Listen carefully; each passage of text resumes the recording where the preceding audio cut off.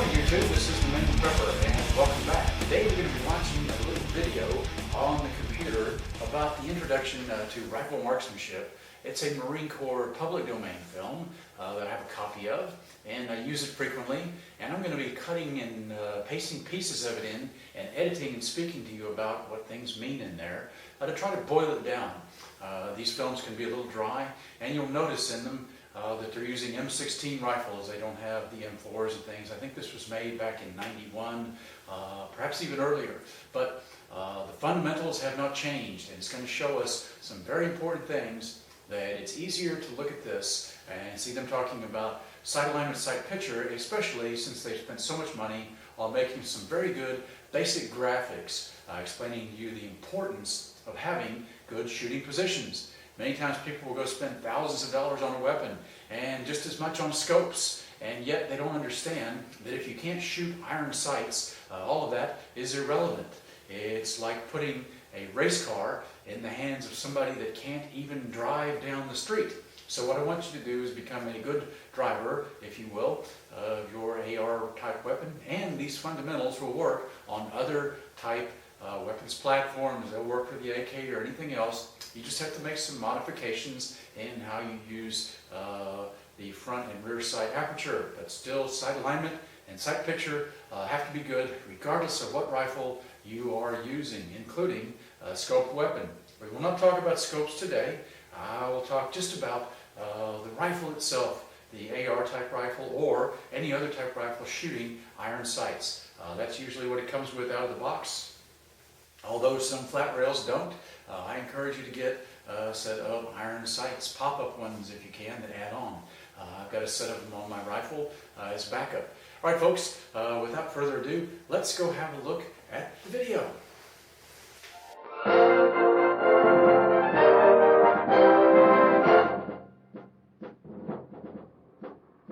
For rifle fire to be effective, it must be accurate.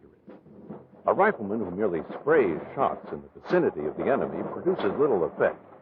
The fundamentals of marksmanship, aiming, breath control, and trigger control, when applied correctly, form the basis for delivering accurate fire on the enemy targets. These skills must be developed so that they are applied instinctively. During combat, the fundamentals of marksmanship must be applied in a time frame consistent with the size and distance of the target. At longer ranges, the target is smaller, and a more precise shot is required to accurately engage the target. The fundamentals are more critical to accurate engagement as the range to the target increases. To be accurate at longer ranges, the Marine must take time to slow down and accurately apply the fundamentals. All right, I left that little piece in because I thought it would be instructive for us to have an idea, at least. Now, that's Marine Corps, of course. We're not joining the Marines or anything like that. Rather, I'm just trying to show you a couple things. Number one, if you'll notice in there, they talk about how important it is for accurate fire, not just spraying the area down. Too often, our range time turns into a bit of that, or we're shooting at targets that are so close as to be unrealistic. That's great if you're doing police-oriented shooting and you know for a fact that you will never shoot somebody or have to shoot at somebody or be shot at by somebody who is more than 8 to 14 feet apart or away from you.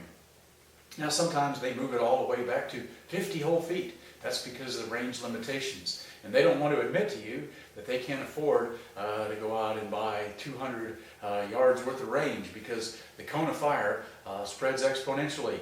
The further you are from the firing line, the more you angle out, the more real estate they have to pay for, including taxes. So that's why a lot of your ranges are small out there. And rather than say, hey, this is limited, they'll try to tell you this is all you'll ever encounter is somebody 14 feet away from you.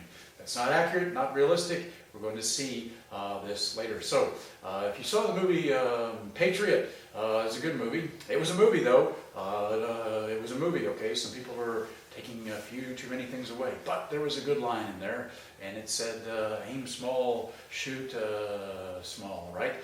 Aim for a small target. So we have these huge targets at the range. We get to plink away and act like we are Annie Oakley, Wild Bill Hickok, because we can put something in the black Well, you could probably do that blindfolded, frankly. So you want to be able to hone it down a bit, and that's what we're going to do here. So notice in the video too, besides the fact that they're wearing the older uniform, one of the guys is carrying properly, weapon oriented down. The other one is carrying like this. Okay, control. Make sure you know where your muzzle is at all times. All right, let's go back and have a look now at, we're going to talk a little bit about shooting position in relation to eye relief, etc. A Marine must apply proper aiming, breath control, and trigger control. These fundamentals must be continually studied and practiced in order to place well-aimed shots on target. To hit the target when the round is fired, sighting and aiming must be correct. Okay, if you'll notice in that piece, they talked about some of the basic concepts that we're going to cover later on. So that gives you an overview of what we're going to be talking about today. We're going to focus on all of these things like breath control. And of course we know when we say Marine, we mean prepper or whoever else is watching the video. So don't get too focused in on that. I'm not trying to recruit you. However, do pay attention to a couple of things in the guy's shooting position. We're going to change that. He's doing what's called a competition type shoot or an open field shoot where he's got the rifle up in his shoulder, and this is very good if you're competition shooting, elbow up. This is very bad if you're in combat, especially if you're taking cover behind the wall and leaning around the edge. You've now given your enemy something to shoot at, and I have a strong suspicion in order to operate your booger hooker and trigger finger combination, chow hook, you'll probably be needing the rest of this for this to work. I have seen people get shot and it's not pretty. It's not like in the movies where they go ouch and pull it in. So keep this down. Don't chicken wing. That's what that's called, what he's doing. And don't bust on him. He's doing basically what he was trained to do back in the 70s and 80s. That was the technique for the standing position. And you'll see why. The standing position is hard, and that's one way to help tighten it up a bit. All right, so let's go back now. We're going to watch about sight alignment and sight picture and learn all about the front sight post and the rear sight aperture. For this to happen, the tip of the front sight post and the rear sight aperture must be in proper alignment. The ability to maintain the correct relationship between the tip of the front sight post and the rear sight aperture is essential for accurate shooting. Because of the short distance between the front sight post and the rear sight aperture, a small error in their alignment causes a considerable error at the target. Okay, did you notice in that how the slightest error will throw your round way off? I wanted to touch on that subject for a moment because they don't touch on it in the video.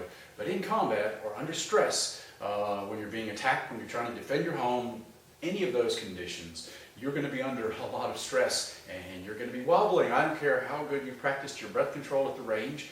I don't care how stable your shooting position is at the range. You're going to have that added dynamic pushed on you. That's why it's so important to fix the things you can fix.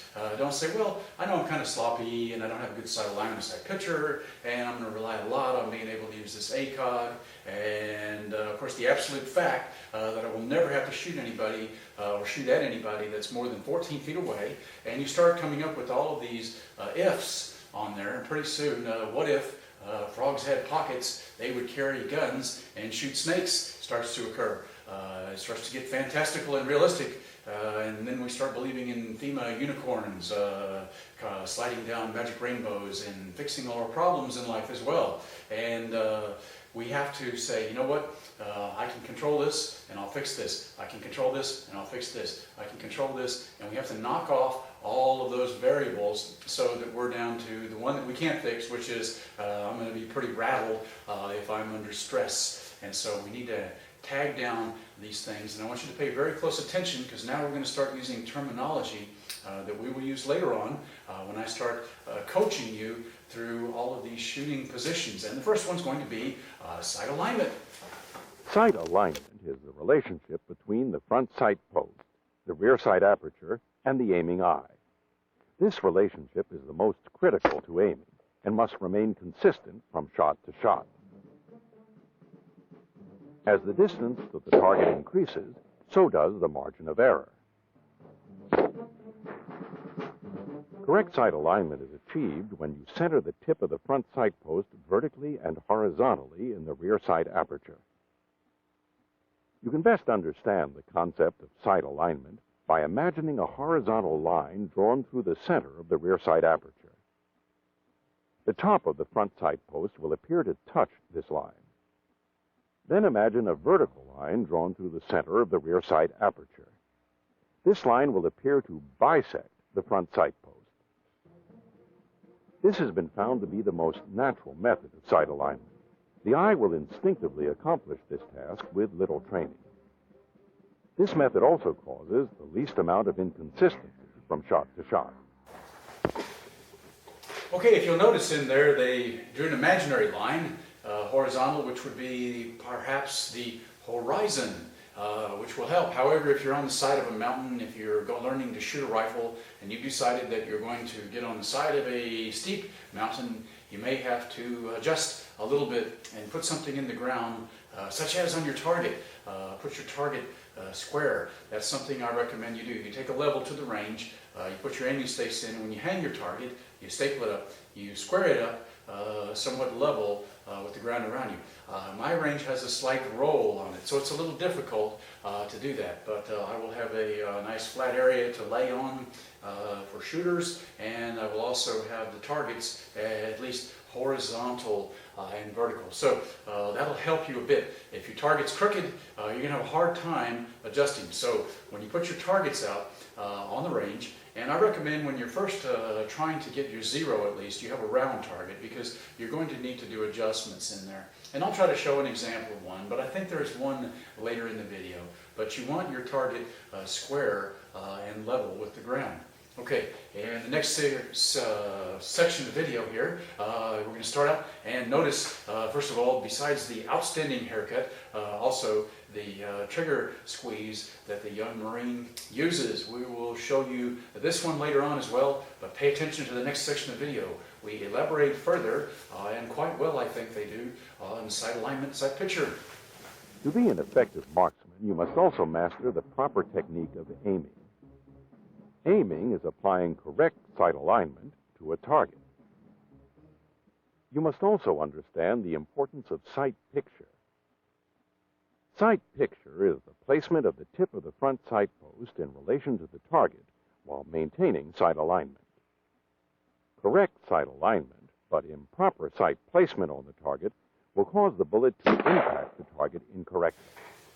Okay, hopefully everybody understands about sight alignment now. If not, go back and watch it. You must understand this fundamental concept. It's a prerequisite for us to build upon when we start looking at the other elements of marksmanship as a science. We're going to talk in the next one about something, and it's called center mass. And I want you to pay attention. Center mass means center of target. Often you'll see people getting real clever and doing all these headshots at the range, and that's good. I was trained to do such things, and especially when I work with and have the privilege of training some SWAT officers and things like that, they do have to, that's part of their job. They have to hit the medulla oblongata and shut the guy down because he's holding a hostage. Fully understand. But for the rest of us, if you're under pressure, you may think I'm going to make a headshot. You're going to be so shaky, you may shoot at center mass and you'll be lucky to clip him in the shoulder.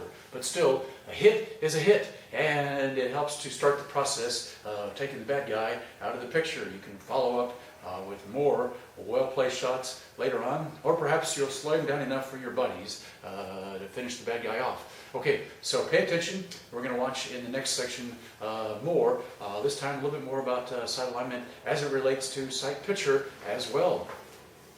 The round will strike the target where the sights were aimed at the moment when the bullet left the muzzle. To place the round properly on the target, the tip of the front sight post is placed at center mass on the target while maintaining sight alignment. Remember, center mass is the correct aiming point, so that point of aim and point of impact is achieved. The sighting system for your M16A2 service rifle is designed to work using the center mass sight picture. Okay, folks, this has been the Maineprepper today, and we covered sight alignment and sight picture. We'll go ahead and cut it off there because a good instructor knows you don't want to saturate your students' minds. You need a chance to digest what you just learned.